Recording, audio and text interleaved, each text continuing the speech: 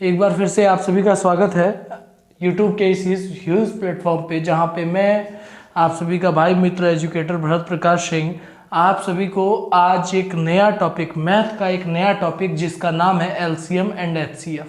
LCM and HCF chapter को start कर रहा हूँ, तो आप लोग ज़्यादा से ज़्यादा क्लास को सब्सक्राइब कर लीजिए और ज़्यादा से ज़्यादा शेयर कर लीजिएगा, ठीक है ना। क्योंकि वो 4 लाइन याद रखिएगा कि करते रहो मेहनत, करते रहो मेहनत, जरूर फल मिलेगा। आज मिले ना मिले पर कल मिलेगा, ठीक है। जिंदगी बहुत लंबी किताब है जनाब, पढ़ते रहो पन्ना, जरूर हल मिलेगा, ठीक है ना। तो इसी लाइन के साथ हम लोग आगे बढ़ेंगे और कितनी भी मुश्किल आ जाए आपको पीछे नहीं हटना है, ठीक है ना। क्योंकि मुश्किलों से भाग जाना आसान होता है, मुश्किलों से भाग जाना आसान होता है। हर पहलू जिंदगी का इम्तिहान होता है और डरने वाले को मिलता नहीं है कुछ भी जिंदगी में, डरने वाले को मिलता नहीं है कुछ भी जिंदगी में, और लड़ने वालों के कदमों में जहान होता है। तो इसी पॉजिटिव थॉट के साथ हम लोग आगे बढ़ते हैं क्लास में, ठीक है ना। आज का टॉपिक है महत्तम समापवर्तक और लघुत्तम समापवर्तक, LCM और HCF, जिसको हम आधुनिक तरीके से, पुराने जमाना के तरीके से नहीं, आधुनिक तरीके से पढ़ेंगे। LCM और HCF, LCM और HCF। अब देखो LCM का फुल फॉर्म क्या है, तो लोवेस्ट कॉमन, और ये मल्टीपल, क्या, लोवेस्ट कॉमन मल्टीपल। और HCF का फुल फॉर्म क्या है, हाईएस्ट कॉमन फैक्टर। दो चीज ध्यान रखना है यहाँ पे, दो चीज। LCM और HCF से अभी आपको इस समय क्या पता चला, इस समय किसकी कमी फील हुई LCM और HCF पे। तो देखो ये लोवेस्ट तो समझ में आ रहा है, छोटा, कॉमन भी समझ में आ रहा है कि उभयनिष्ठ, मतलब दोनों में जो, मल्टीपल और यहाँ पे फैक्टर, ठीक है ना। तो आपको जब भी किसी भी नंबर का LCM निकालना रहे तो आपके माइंड में क्या आना चाहिए, उन नंबर्स के जिनके भी निकालना है उसके मल्टीपल आने चाहिए, ठीक है। वो मैं आगे बताऊंगा कि कैसे आने चाहिए। और HCF जब भी निकालना रहे तो आपके माइंड में सिर्फ और सिर्फ क्या आना चाहिए, फैक्टर आना चाहिए, कि हमको इन संख्याओं का फैक्टर पता होगा तभी हम आगे इसका HCF निकाल पाएंगे, ठीक है। तो LCM और HCF ये दोनों चीज जानने के लिए आपको सबसे पहले मल्टीपल और फैक्टर जानना होगा, ठीक है ना।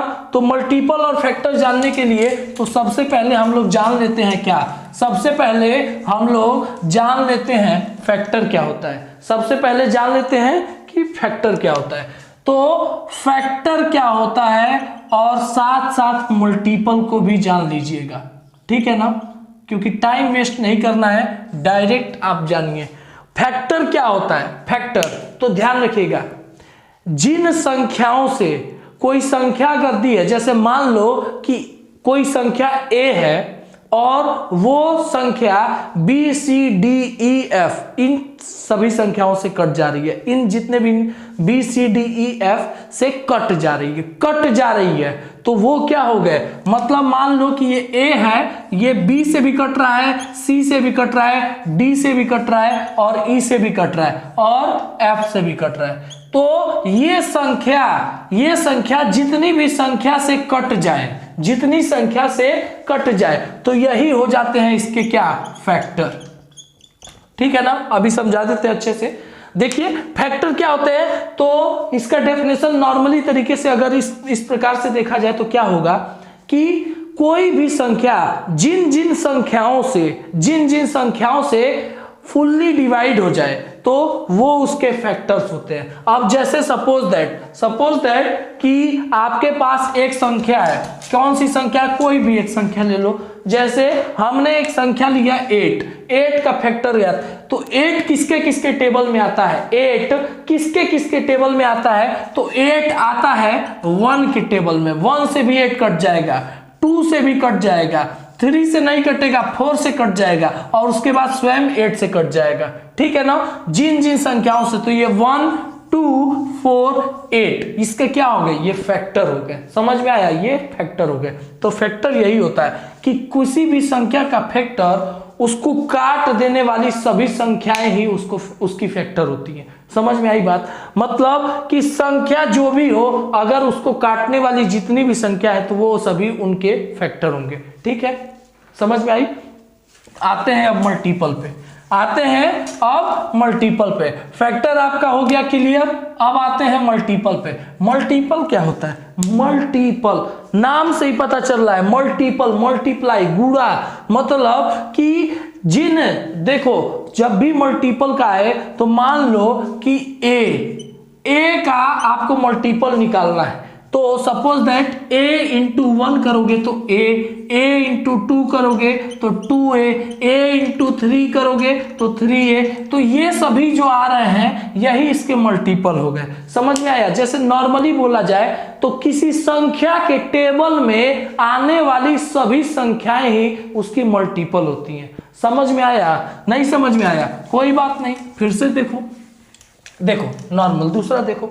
मल्टीपल क्या होता है, जैसे मान लो कि ये 2 है, 2 का बोल दे कि मल्टीपल, तो 2 के टेबल में जितनी भी संख्या, मतलब 2 से कटने वाली, यहां पे क्या होता है, काटने वाली, और यहां पे कटने वाली, मतलब 2 से कटने वाली सभी संख्या 2 का मल्टीपल। अब जैसे बोल दिया जाए कि 2 का मल्टीपल क्या होगा, तो 2 का मल्टीपल, जैसे ये 200 है तो 200 2 से डिवाइड हो रहा है 100 बार में, तो यानी कि ये 200 भी क्या हुआ, ये 200 भी इसका मल्टीपल हुआ, 2 का मल्टीपल। अब जैसे इसे बोल देता है कि 2 के फर्स्ट 5 मल्टीपल क्या होंगे, तो फर्स्ट 5 यानी कि 2 इंटू 1 पहला मल्टीपल 2 हो गया, 2 इंटू 2 4, 2 इंटू 3 6, 2 इंटू 4 8, 2 इंटू 5 यानी कि 10। तो ये 5 मल्टीपल हो गए इसके फर्स्ट 5 मल्टीपल, यानी कि मल्टीपल क्या हो गए, किसी संख्या को जितनी बार उसको मल्टीप्लाई करो, किसी संख्या को,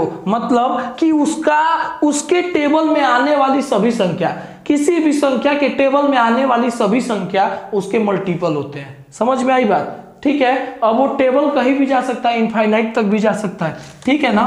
तो आप लोग समझ में आया, ये मल्टीपल और फैक्टर, ये 2 चीज समझ लिए है ना। तो अब ये समझ लिए तो एलसीएम और एचसीएफ समझना बहुत इजी। पहले समझ लेते हैं एलसीएम क्या होता है। एलसीएम और एचसीएफ दोनों साइड में लिख दे रहा हूं, एचसीएफ एलसीएम, तो याद रखना एलसीएम मतलब याद रखना कि कट जाए, और एचसीएफ मतलब याद रखना कि काट दे, कट जाए काट दे, वो चाकू से नहीं, क्वेश्चन में डिजिट से, ठीक है। कट जाए काट दे, ये याद रखना। एलसीएम का नॉर्मली समझ लो कि ऐसी छोटी से छोटी संख्या जो दी गई संख्याओं से फुल्ली तरीके से डिवाइड हो जाए, तो वही होता है एलसीएम। छोटी से छोटी संख्या, अभी जब ना एग्जांपल लेंगे ना तो एकदम निचोड़ के समझ में आ जाएगा, ठीक है ना। एलसीएम क्या होता है, तो ऐसी छोटी से छोटी संख्या जो उन सभी संख्याओं से कट जाए, वही होता ही है क्या, वही होती है एलसीएम। एचसीएफ ऐसी बड़ी से बड़ी संख्या जो दी गई संख्याओं को काट दे, मतलब फुल्ली डिवाइड कर दे, तो वो हो जाती है एचसीएफ, ठीक है। एग्जांपल में आए, चलो एग्जांपल में आते हैं। तो मान लो कि कह दिया 8, 12 और 16, इसी का मान लो, पहले 2 ही नंबर लो अच्छे से समझने के लिए। 8 और 12 का एलसीएम क्या होगा, एलसीएम सबसे पहले क्या करो, सबसे पहले तो एलसीएम का फुल फॉर्म क्या है, लोवेस्ट कॉमन मल्टीपल, है ना। मल्टीपल मतलब कि इसके सभी मल्टीपल लिख लो, तो मल्टीपल कितने कितने लिखोगे, 3 मल्टीपल दोनों के लिख लो। तीन तीन भी लिखने की जरूरत नहीं है, वो मैं बता देता हूं कैसे। जो बड़ी संख्या है ना पहले उसी का मल्टीपल लिखो, ज्यादा मत लिखो, 2 ही 3 लिखो। तो 12 का पहला मल्टीपल खुद 12 ही होगा, और दूसरा मल्टीपल 24 होगा, और तीसरा मल्टीपल 36, 3 ठो लिखे। अब 8 का मल्टीपल वहां तक लिखो ना कि इन तीनों संख्या में से कोई एक संख्या कॉमन हो जाए। 8 का पहला मल्टीपल 8, दूसरा मल्टीपल 16, और तीसरा मल्टीपल 24। समझ में आया? 24 आ गया ना, देखो इस समय 24 था, अब 24 यहां पे आ गया, बस हम यहीं पे रुक जाएंगे, अब जरूरत नहीं है तीनों का, दोनों का 3-3 मल्टीपल आ गया ना। हाँ ठीक है, क्या कहता है लोवेस्ट कॉमन मल्टीपल, मल्टीपल में से आपने एक, ये एलसीएम के में से m को आपने कर लिया, मल्टीपल निकाल लिया, यानी कि m खत्म। कॉमन कौन सा है? तो कॉमन ये है 24, ठीक है ना, ये आपका C भी खत्म। अब लोवेस्ट ये जो कॉमन हुआ है ना, इनमें सबसे लोवेस्ट कौन है? तो एक ही कॉमन हुआ, पहले ही कॉमन करने ले लिया तो यही तो हो गया लोवेस्ट, बस यही हो गया। तीनों के लिए ये वेरीफाई कर गया, तो इसका एलसीएम कितना हो गया? 24, ठीक है ना, 24। जो भाग विधि, गुणनखंड विधि, वो सब बहुत पुराना हो गया है, सब बहुत ही पुराना हो गया है। तो आप लोग ना, जैसे अगर आप लोग के एलसीएम निकालना है तो अभी आप तैयारी कर रहे हो, तो भाग विधि गुणनखंड विधि के चक्कर में पढ़ोगे तो बहुत टाइम वेस्ट होगा। तो इसीलिए ये एक तरीका था। दूसरा तरीका आप बता दे रहा हूं, दूसरा तरीका ये है, ठीक है ना। दूसरा तरीका देखो, सपोज दैट आपके पास ये 10 है और ये 15 है ना, और ये आपका एक 12 है, ठीक है। बोल दिया कि इन तीनों का एलसीएम निकालिए। तो जब भी एलसीएम निकालने को बोले जब भी बोले तो आप क्या करोगे? जिन संख्याओं का एलसीएम निकालने को बोला है, उसमें से बड़ी संख्या कौन सी है? तो इन तीनों में बड़ी संख्या 15 है ना। अब 15 का ऐसा कौन सा, 15 के टेबल में ऐसा कौन सा नंबर है जो तीनों से कट जाए? तो 15 एकम में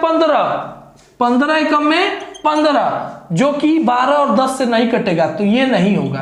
15 दूना का 30 जो कि 10 से कटेगा, 15 से कटेगा, 12 से नहीं कटेगा, तो ये भी नहीं होगा।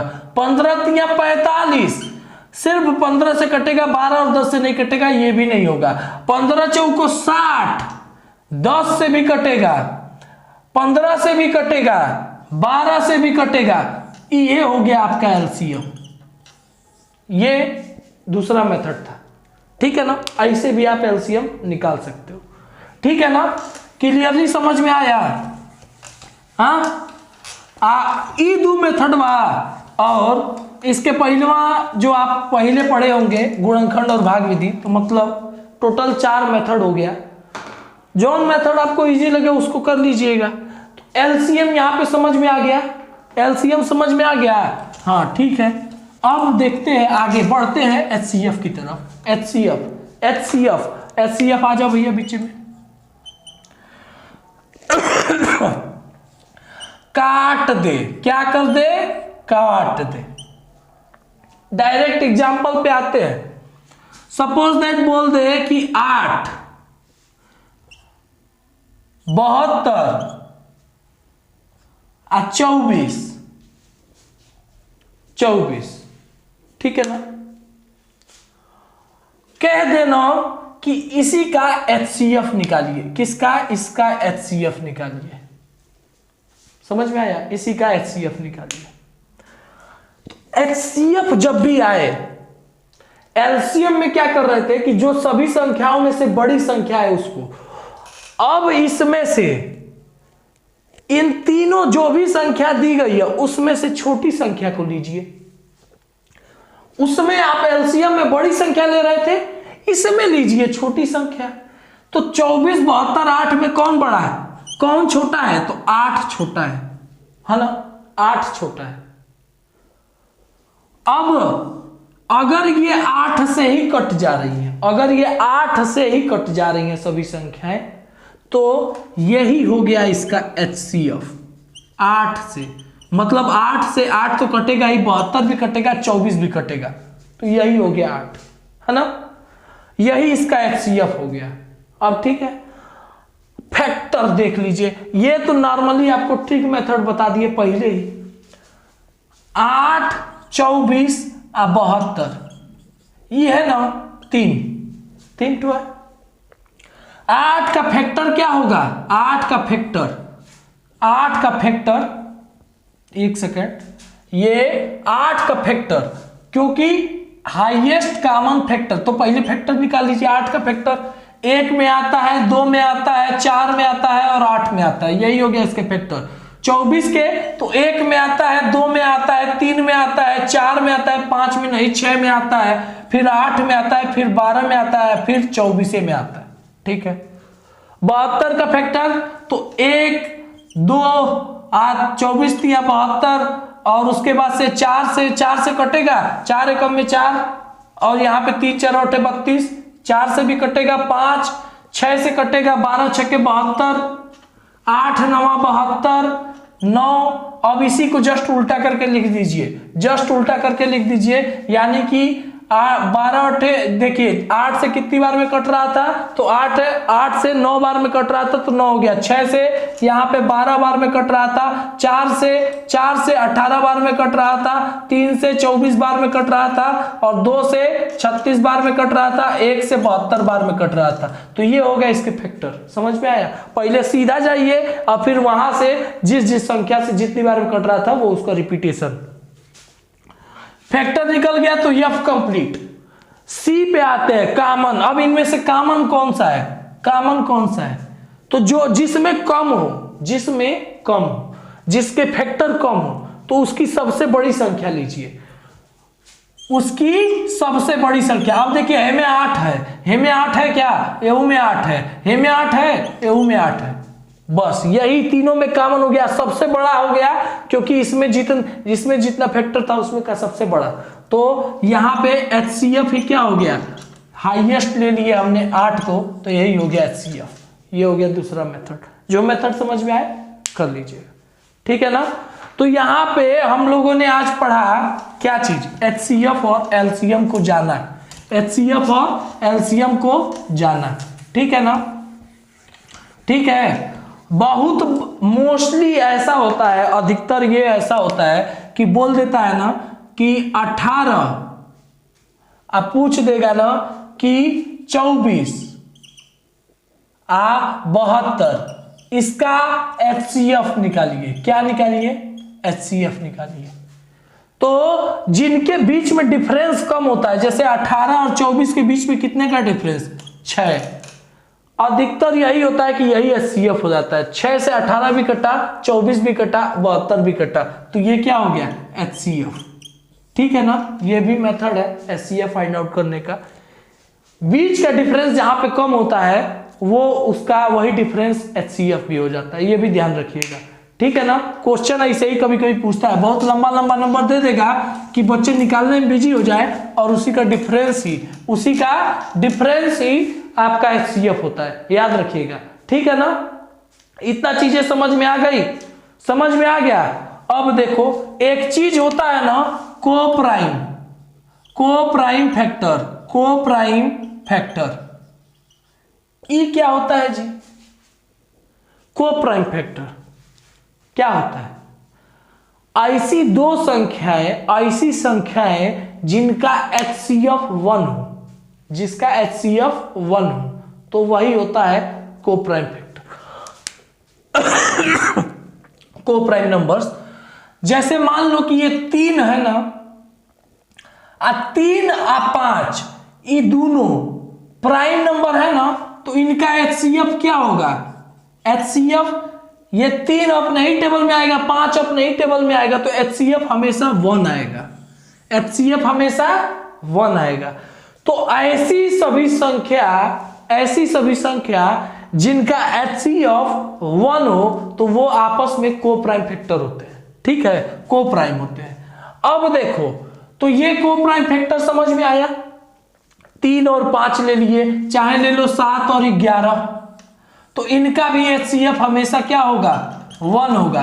तो कभी भी किन्हीं दो क्या चीज, किन्हीं दो प्राइम नंबर के हमेशा HCF क्या होते हैं 1 होते हैं। क्वेश्चन में अक्सर ऐसा पूछता है कि दो प्राइम नंबर के HCF तो 1 हो गए, लेकिन LCM क्या होगा। दो प्राइम नंबर अगर दिया है तो उनके LCM क्या होगा, तो उनका LCM 5 और 3 का LCM हमेशा इनका मल्टीप्लाई, अगर वो आपस में को प्राइम या प्राइम नंबर है तो उनका LCM उनका मल्टीप्लाई और HCF हमेशा 1 होता है। ठीक है, सिर्फ प्राइम नंबर ही नहीं। अब जैसे मान लो कि ये 4 है और ये 7 है, हाई तो प्राइम नंबर नहीं है, ये तो कंपोजिट है, लेकिन हाई है प्राइम नंबर, तो यहां पे इनका HCF क्या हो जाएगा, 4 और 7 का HCF क्या हो जाएगा 1 हो जाएगा, तो ईओ हो गए को प्राइम। इनका मल्टीप्लाई ही हमेशा क्या हो जाएगा LCM हो जाएगा। तो LCM इसका 4 और 7 का क्या हो जाएगा 28। समझ में आया, क्लियर है, अभी तक का यहां तक का सब कुछ क्लियर है ना। ठीक है, अब देखो आगे बढ़े तो इसमें क्वेश्चन कैसे आता है जी, क्वेश्चन कैसे आता है। अधिकतर जानते हो एग्जाम में क्या पूछेगा, अधिकतर एग्जाम में ऐसे पूछता है कि एक चौराहे पर ट्रैफिक लाइट है जिनमें 3 लाइटें क्रमशः 24, 72 कैसे 24, 72 और 48 सेकेंड पर 48 सेकेंड पर एक साथ जलती है। ठीक है, एक साथ जलती है, एक साथ जल के बदल जाती है, ऐसे होगा, एक साथ जलेंगी नहीं, ट्रैफिक लाइट है, 24, 72 और 48 सेकेंड पर एक साथ बदलती है। कह देगा कि 12 बजे PM पर अगर ये एक साथ बदली हैं तो अगली बार ये कब एक साथ बदलेंगी, अगली बार यह कब एक साथ बदलेंगी 12 बजे के बाद। तो क्या करोगे 24, 72, 48, 24, 72, 48, इसी का निकालोगे LCM। LCM जो आएगा ना उसी को मिनट में चेंज करोगे, किस में मिनट में चेंज करोगे, और जो ऑप्शन में आएगा, जो भी आंसर आएगा मिनट में चेंज करने के बाद उसी को इसमें प्लस कर दोगे। ठीक है, अब जैसे मान लो कि बोल दे कि 2, 4, 6, 2 सेकेंड, 4 सेकेंड और 6 सेकेंड में चेंज हो रही हैं, और इसी का ये एक साथ इस समय इतने देर इनके गैप इतना है, और एक साथ ये 12 बजे चेंज हुई है, तो अगली बार कब चेंज होंगी। तो 6, 4, 2 का LCM निकाल दो, 6 बड़ी संख्या है, 6 का 12 मल्टीपल, 6 का दूसरा मल्टीपल 12 जो कि सबसे कट जाएगा, तो 12 सेकेंड। क्या चीज, ये मान लो ये मिनट में है तो 12 मिनट, 2 मिनट, 4 मिनट, 6 मिनट, तो 12 मिनट। अब 12 मिनट, 12 बजे ये एक साथ हुई है, तो इसमें 12 ऐड कर दो, तो यानी कि 12:12 PM पर यह फिर से एक साथ बदलेंगी। समझ में आया, ऐसे क्वेश्चन बनाता है। क्वेश्चन एक्सरसाइज पे बहुत हम लोग डिस्कस करेंगे, बहुत ही वेरी इंपॉर्टेंट क्वेश्चंस पे हम लोग ध्यान देंगे, बहुत ही इंपॉर्टेंट वेरी इंपॉर्टेंट क्वेश्चंस पे हम लोग ध्यान देंगे। लेकिन उससे पहले कुछ इंपॉर्टेंट चीजें पढ़ ली जाए, कुछ इंपॉर्टेंट फैक्ट्स पढ़ लिए जाए, ठीक है ना, बहुत सारे। तो अब इसके कुछ इंपॉर्टेंट फैक्ट्स पढ़ लेते हैं जो कि बहुत ही इंपॉर्टेंट है एग्जाम के नजरिए से, ठीक है ना। अगर दे देता है, बोल देता है कि भिन्नों, क्या चीज, भिन्नों का LCM निकालने को, भिन्नों का LCM, तो भिन्न किसके फॉर्म में होंगे, A/B, B/C, ऐसे रेशनल नंबर फॉर्म में जैसे भिन्न के फॉर्म में होंगे। तो भिन्न में क्या होता है, numerator upon denominator, numerator upon denominator, numerator upon denominator. तो जो चीज भिन्न का जो चीज निकालने को बोल रहा है, LCM निकालने को बोल रहा है, तो वही आप अंश में, मतलब न्यूमरेटर में अंश का क्या चीज, LCM, इसी का जस्ट अपोजिट यानी कि एलसीएम का अपोजिट HCF, डिनोमिनेटर का मतलब कि हर का HCF निकाल दीजिए। ठीक है, जब भी एलसीएम निकालने को बोले, जो चीज निकालने को बोले उसको अंश में फॉलो कीजिए और उसी का जस्ट अपोजिट हर में यानी कि डिनोमिनेटर में फॉलो कीजिए। ठीक है, अब बोल दे अगर कि भिन्नों का HCF निकालने का, तो अब देखो भिन्नों का क्या बोल रहा है HCF, तो न्यूमरेटर में क्या फॉलो करोगे, न्यूमरेटर का HCF का जस्ट अपोजिट क्या होता है LCM, जो कि डिनोमिनेटर मतलब हर का LCM, और जो आएगा वही। अब जैसे मान लो कि मैं बोल दूं कि 1/2, 2/3, 3/4 का LCM और LCM एंड HCF दोनों निकालना है। तो जब LCM निकालेंगे तो क्या करेंगे, 1, 2, 3 LCM निकालेंगे तो यानी कि अंश वाले का 1, 2, 3 का LCM क्या होगा, तो LCM हो जाएगा 1, 2, 3 का 6, ऊपर अंश वाले का LCM निकाल दिया, इसी का जस्ट अपोजिट 2, 3, 4, तो यहाँ पे प्राइम नंबर आ गया तो यानी कि HCF क्या हो जाएगा 1। ठीक है, तो LCM आपका आ गया 6/1 या फिर 6।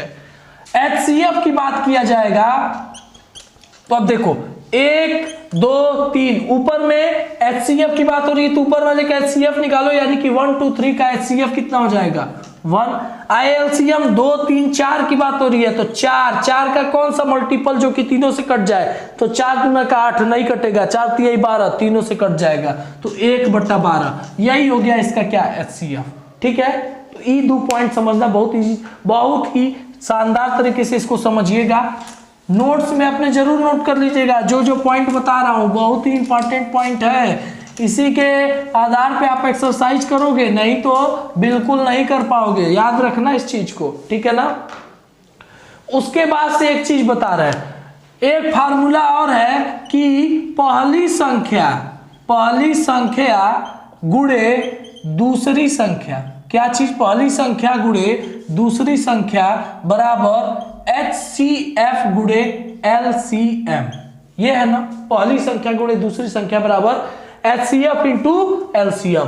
कैसे, तो बोल देगा कि कोई संख्या A और B है और उसका LCM C है और HCF D है, तो ऐसे क्वेश्चन बनाता है कि आपके पास कोई संख्या है A और B, उसका HCF C है तो LCM ज्ञात कीजिए। तो इस फार्मूले से कोई भी 3 चीज देकर चौथा पूछ देगा, कभी पहली संख्या पूछ देगा तो हाई तीनों दिया रहेगा, कभी LCM पूछ देगा तो हाई तीनों दिया रहेगा, कभी दूसरी संख्या पूछ देगा तो हाई तीनों दिया रहेगा। समझ में आई बात, मतलब एक चीज पूछेगा, 3 चीज देकर कोई भी एक चीज पूछ देगा, तो इस फॉर्मूले से आप पहली संख्या दूसरी संख्या या HCF या LCM निकालोगे। ठीक है ना, उसको भी हम अच्छे से डिस्क्राइब करेंगे जब हम एग्जाम्पल और एक्सरसाइज कराएंगे तब। ठीक है ना, बहुत ही शानदार तरीके से। और उसके बाद से मान लीजिए कि दशमलव की संख्या बोल दे कि 1.20 1.50 और 1.25 और एक ले लो कि 0.25, इसका LCM निकालिए। मान यहां से 0 हटा दीजिए, 1.2 1.50 1.25 और 0.25, इसी का LCM निकालिए। तो निकालने को नहीं, सिर्फ मैं बता रहा हूं कि तरीका क्या है। देखो सबसे पहले क्या करोगे ना, दशमलव के बाद आप 0 कितना भी बढ़ाओ कोई वैल्यू में चेंजिंग होनी नहीं है, दशमलव की संख्या को बराबर कर लो, दशमलव की संख्या को बराबर कर लो। तो दशमलव की संख्या को मान लो कि इसी का क्या निकालना है, इन्हीं सभी संख्याओं का आपको HCF निकालना है, HCF। ठीक है ना, अब यहां पे ये दशमलव के बाद 1 अंक, यहां 2 अंक, यहां 2 अंक, यहां पे 2 अंक, तो यहां पे 2 अंक बनाने के लिए 0 बढ़ा लो, कोई मतलब नहीं है, कोई भी चेंजिंग नहीं होगी आंसर में। 2 अंक पे हर जगह हो गए। अब इसके बाद से दशमलव को भुला जाओ, तो 120 हो गया, 150 हो गया, 125 हो गया, ये हो गया 25। ठीक है ना, अब देखो HCF के लिए क्या बोले थे, इनमें से सभी सबसे छोटी संख्या देखो 25 है ना, 25 है ना। देखो ये क्या 25 से कट जा रहा है, 25 से कट जा रहा है। तो देखो हाई देखो 25 पचे 125, 25 छके 150 और 25 से ये 120 नहीं कट रहा है, नहीं कट रहा है। 25 चौको 100 होता है, 25 पचे 125 हो जाता है, नहीं कट रहा है। अब देखो जब नहीं कट रहा है तब क्या करोगे, तो इसी 25 का कोई एक फैक्टर होगा जो कि इन सभी को काटेगा। 25 के फैक्टर 1 और 5 और उसके बाद से डायरेक्ट 25 से कटेगा ना। तो अब देखो इसका फैक्टर 5, 5 से 25 कटेगा, 5 से ये भी कटेगा, 5 से ये भी कटेगा और 5 से ये भी कटेगा। 24 पचे 120 हो जाएगा। तो 5 से कट गया, यानी कि एचसीएफ क्या आ गया, एचसीएफ 5 आ गया। समझ में आ गया? बस ये आंसर हो गया? बिल्कुल नहीं, आंसर गलत हो जाएगा। देखिए कैसे, आप यहां पे दशमलव को भुलाए थे, हमेशा के लिए नहीं भुलाना है, पहले इसे निकाल लेना है और उसके बाद जो आंसर आया है इसमें 2 अंक के बाद दशमलव लगा दीजिए। कहेंगे क्योंकि 2 अंक के बाद दशमलव था तो 2 अंक के बाद दशमलव, लेकिन अब तो कहेंगे सर जी यहाँ पे तो एक ही अंक है। बिल्कुल नहीं, हाँ यहाँ पे 1 अंक, इसके आगे एक 0 बढ़ा दो, 2 अंक बन गया। अब दशमलव लगा दो तो 0.05 इसी का एचसीएफ हो गया। आज सेम यही प्रोसेस फॉलो करोगे एलसीएम में, सेम यही प्रोसेस फॉलो करोगे एलसीएम में। ठीक है, तो यहाँ पे ये पॉइंट समझ में आया। दशमलव वाले नंबर्स को आप एलसीएम या एचसीएफ कैसे निकालोगे, दशमलव वाले नंबर को एलसीएम और एचसीएफ कैसे निकालोगे। ठीक है, ये चीज क्लियर यहां तक समझ में आई। आगे बढ़े, तो आगे बढ़ते हैं। तो अब एक बात बताओ कि यदि किन्हीं संख्याओं में कोई उभयनिष्ठ गुणनखंड न हो तो उनका मौसा मतलब एचसीएफ 1 और एलसीएम उनका मल्टीप्लिकेशन होगा। ये तो अभी बता ही दिए थे हम। ठीक है, मान लो कोई संख्या ए बी सी है, ए बी सी है ना, ए बी सी है। मान लो कोई संख्या ए बी सी है, तो इसको पूर्णतः मतलब कि इसको पूर्णतः इस ए बी सी को पूर्णतः विभाजित, क्या चीज, पूर्णतः विभाजित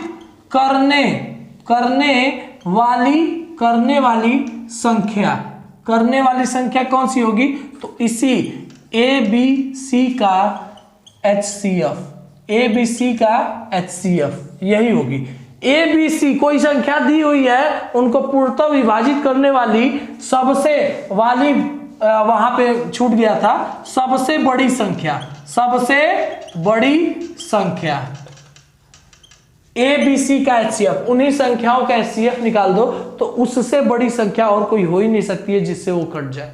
ठीक है, तो जब भी पूछ दे क्वेश्चन में कि ये 3 संख्या है, इनको विभाजित करने वाली सबसे बड़ी संख्या, तो तुरंत क्या करोगे, उन्हीं संख्याओं का एचसीएफ निकाल दोगे। ठीक है, एचसीएफ निकाल दोगे। विभाजित करने वाली याद रखना, ठीक है ना, इन सभी को भाग देने वाली, ओके। अब देखो ए बी सी, मान लो कि अब दिया है ए बी सी, अब ए बी सी के द्वारा पूर्णतः विभाजित करने वाली क्या चीज, ए बी सी के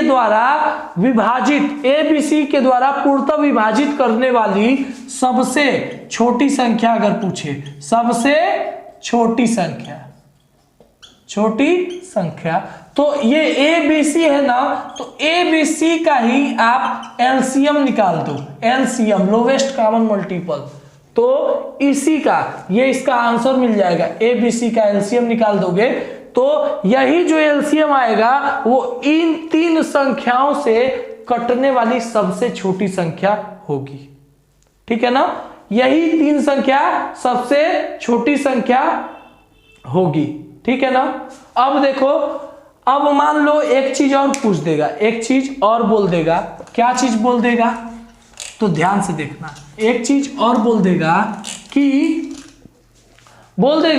कि वह सबसे बड़ी संख्या, क्या चीज बोल देगा, वह सबसे बड़ी संख्या, सबसे बड़ी संख्या, वह सबसे बड़ी संख्या जिससे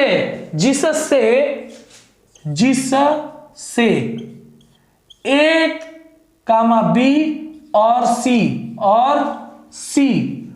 C को विभाजित करने पर, को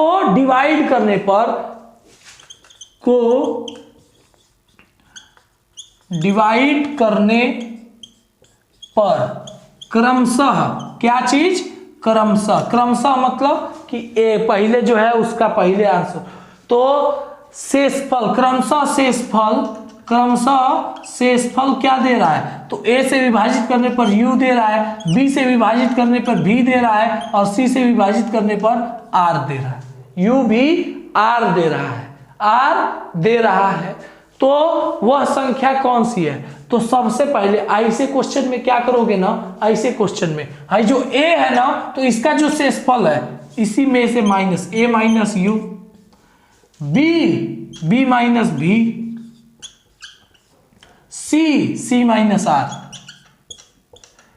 इसी का क्या निकाल दोगे, इसी का निकाल दोगे HCF, इसी का निकाल दोगे HCF, मतलब ये जो इसको माइनस करने पे जो संख्या आएगी और उसको माइनस, सबको माइनस करने पे जो संख्या आएगी उसी का HCF निकाल दोगे, तो वही ये सबसे बड़ी संख्या निकल जाएगी। ठीक है ना, समझ में आई बात, समझ में आया। जब नहीं समझ में आएगा ना तो आगे जब अभी हम एग्जाम्पल और एक्सरसाइज कराएंगे अच्छे से समझ में आएगा। ठीक है ना। अब देखो एक चीज और ध्यान से देखना, एक चीज और, जैसे मान लो कह दे कि वह सबसे छोटी संख्या जिसको ए बी और सी, तो यहां पे देखो सबसे छोटी संख्या, ऐसी सबसे छोटी संख्या जिसको ए बी और सी, किसको, ए बी और सी से विभाजित करने पर, मतलब डिवाइड करने पर, विभाजित करने पर शेषफल क्रमशः u भी r बचे, शेषफल क्रमशः u भी r बचे, तो वह संख्या कौन सी है। तो सबसे पहले क्या करोगे ना, इन ए बी सी का एलसीएम निकाल लोगे, एलसीएम निकल गया तो वही आंसर नहीं हो जाएगा, याद रखिएगा क्या होगा आंसर। तो जब भी ऐसा क्वेश्चन रहेगा ना तो देखोगे कि a में से u को घटाओगे तो जितना आएगा, मान लो a में से u को घटाए तो k आया, तो b में से v को घटाओगे तो वहां पे भी k ही आएगा, और c में से r को घटाओगे तो वहां पे भी k ही आएगा। इन तीनों का k, मतलब कि इन तीनों का एक ही मान यानी कि k, तो एलसीएम में से वही k को घटा दोगे, वही वैल्यू को घटा दोगे तो वही हो जाएगा आंसर आपका। समझ में आई बात, वही हो जाएगा आंसर। ठीक है ना, समझ में आई बात। अब देखो एक दो पॉइंट्स और हैं, उसको मैं अगली क्लास में बताऊंगा। ठीक है, ये क्लास बहुत ही लंबी हो जाएगी, इसलिए अगली क्लास में उसको बताऊंगा। ठीक है, और उसके बाद से हम लोग करेंगे इसके क्वेश्चंस पे प्रैक्टिस। ठीक है, तो अगली क्लास की अगर आप लोग अच्छे से चाहते हो, वीडियो अच्छे से चाहते हो, तो बस यही एक कहना है मेरा, चैनल को सब्सक्राइब कर लीजिए और ज़्यादा से ज़्यादा क्या कर लीजिए, शेयर कर लीजिए, ज़्यादा से ज़्यादा शेयर कर लीजिए। और बहुत ही बेहतरीन तरीके से मिलेंगे अगले क्लास में। ठीक है ना, मिलेंगे अगली क्लास में बहुत ही बेहतरीन तथ्यों के साथ और बहुत ही बेहतरीन क्वेश्चन के साथ।